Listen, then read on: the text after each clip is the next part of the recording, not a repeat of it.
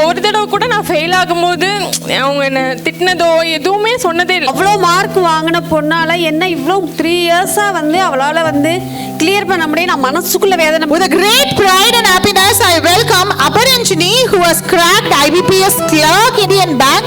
So please put forward your hands and join us on welcoming Aparanjini.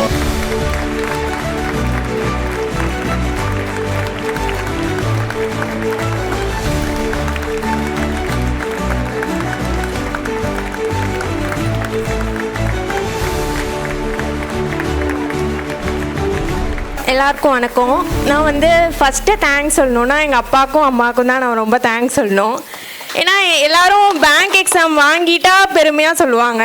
ஆனால் எங்கள் அப்பா வந்துட்டு நான் படிக்கையிலே என் பொண்ணு பேங்க் எக்ஸாம் படிக்குது அப்படின்னு எல்லாத்தையும் அதையும் பெருமையாக சொல்லுவாங்க.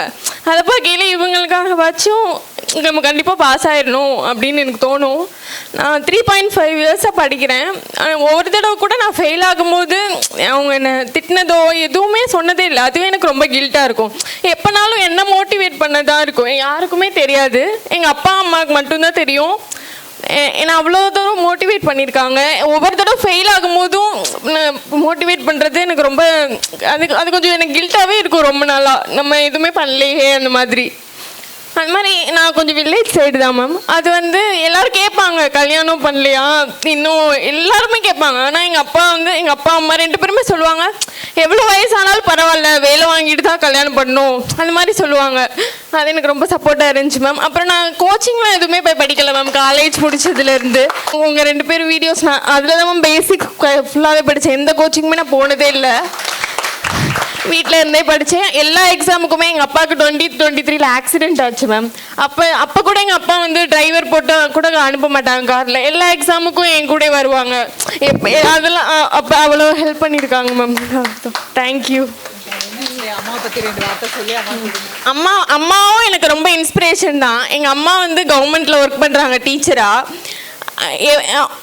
அவங்க இன்ன வரைக்கும் அவங்க ஸ்கூலில் ஹார்ட் ஒர்க் பண்ணிட்டு தான் மேம் இருக்காங்க. அவங்க டீச்சர்ஸ்க்கு கிளாஸ் வைக்கிறதா 10th எடுக்கிறாங்க மேம். எல்லா சண்டே எல்லா இதுவும் கிளாஸ் வச்சு அது எனக்கு ரொம்ப மோட்டிவேட்டாக இருக்கும். அம்மா இவ்வளோ வயசுலேயும் இவ்வளோ உழைக்கிறாங்க, நம்மளும் அது மாதிரி மேலே இருக்கணும் அந்த மாதிரி எனக்கு தோணும் மேம். அனைவருக்கும் வணக்கம். நான் அரசு பள்ளியில் தமிழாசிரியராக வேலை பார்க்குறேன். உங்கள் அனைவருக்கும் மகளிர் தின வாழ்த்துக்கள். என் பொண்ணு வந்து 10th வந்து 493 ஸ்கோர் பண்ணான். அப்போ தோணும், அவ்வளோ மார்க் வாங்கின பொண்ணால் என்ன இவ்வளோ 3 இயர்ஸாக வந்து அவளால் வந்து கிளியர் பண்ண முடியும். நான் மனசுக்குள்ளே வேதனை பண்ணுறேன். நான் ஒரு நாள் கூட நான் அவகிட்ட எந்த ஃபீல் பண்ணதுமே இல்லை. என்னப்பா அப்படி போச்சே அப்படின்ற எந்த ஒரு இதுவுமே நாங்கள் 2 பேருமே பேசுனதில்லை. அவங்க அப்பா கால் ஆக்சிடெண்ட் ஆகி காரில் தான் போக முடியும், கார் இருக்குது.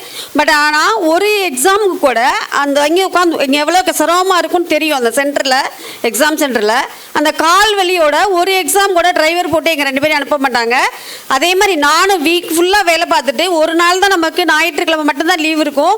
ஆனால் அந்த எக்ஸாமுக்கு ஒரு எக்ஸாம் கூட நாங்கள் அவளை தனியாக அனுப்புனதே கிடையாது. ஒரு எக்ஸாம் கூட தனியாக அனுப்புனது கிடையாது. அவளும் அதே மாதிரி எங்களுக்கு வந்து ஒரு நல்ல ஒரு பொண்ணா வீட்டுக்குள்ளே தான் நாங்கள் 2 பேருமே வெளியில் போயிடுவோம். அவள் மட்டும்தான் வீட்டில் இருப்பாள். ஆனால் முழு நேரமும் அவளுடைய உழைப்பு, அவளோட ஆசையே வந்து இந்த பேங்க் மட்டும்தான், வேறு எந்த சிந்தனையுமே வராது. நான் வேறு எக்ஸாம்லாம் நீ பண்ணுறியாப்பா அப்படின்னு கேட்டால், இல்லைம்மா எனக்கு இது மட்டும் தான் பிடிச்சிருக்கு, நான் இதுக்கு தான் போவேன் அப்படின்னு சொல்லியிருக்கா. போன தடவையெல்லாம் அந்த போஸ்டல் அந்த இதில் சும்மா நம்ம எதுவுமே கிடைக்க மாட்டேங்குது, நான் சும்மா அப்ளை பண்ணி வைப்போன்னு பண்ணால் எங்கள் ஊர்லேயே அவளுக்கு போஸ்ட் வேக்கண்ட் இருந்து கிடச்சிது. பட் ஆனால் அவளுக்கு அவங்க அப்பா இன்டர்வியூ வரைக்கும் கூட்டிகிட்டு போயிட்டாங்க காரைக்குடிக்கு. திரும்ப ரிட்டன் வந்துட்டு அவள் வந்து ரொம்ப அழுகிறாள், எனக்கு இது இஷ்டம் இல்லாமல் இருக்குமா, போகவா வேணாமா அப்படின்னு. அதை போயிட்டு என்னால் படிக்க முடியாது அப்படின்னா, வேணாம் பாடி வந்து ஏர்ன் பண்ணி தான் நம்ம வந்து இது பண்ணணும் இல்லை, நாங்கள் 2 பேருமே சம்பாதிக்கிறோம், உழைக்கிறோம், உனக்காக நாங்கள் இது பண்ணுறோம்ப்பா, வெயிட் பண்ணுறோம். யாரு கேட்டாலும் சொல்லிடுவோம். மாப்பிள்ளை நிறைய பேர் அலையன்ஸ் கேட்பாங்க, நான் வேலை வாங்கிட்டு தான்ப்பா கல்யாணம் பண்ணணும். எங்கள் வீட்டில் நான் அடுத்த அரசு வேலைக்கு ஒரு பொண்ணை வந்து நான் ரெடி பண்ணணும். என் பெரிய பொண்ணை கல்யாணம் பண்ணி கொடுத்துட்டேன்.